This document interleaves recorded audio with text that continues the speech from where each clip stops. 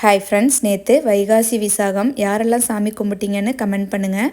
திஷாந்தும் விசாக நட்சத்திரம் தான், முருகனோட நட்சத்திரமும் அதுதான். நான் எப்போவுமே முருகன் கும்பிட்றது தான். ஸோ அதனால் நேற்று பார்த்திங்கன்னா ஃபுல் டே ஃபாஸ்டிங். வீட்டில் இருந்தோம் அப்படின்னா எந்த டயர்டுமே தெரியாது. ஆனால் நேற்று ஃபுல் டே வெளியில் சுற்றுற வேலையாகவே இருந்துச்சு.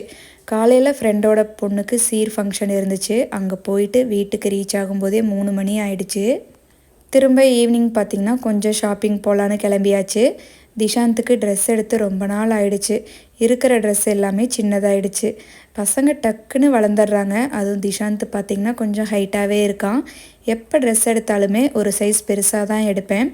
ஈரோடில் மேக்ஸ் ஷோரூம் பார்த்திங்கன்னா புதுசாக ஒன்று ஓப்பன் பண்ணியிருக்காங்க பழைய பாளையத்தில்.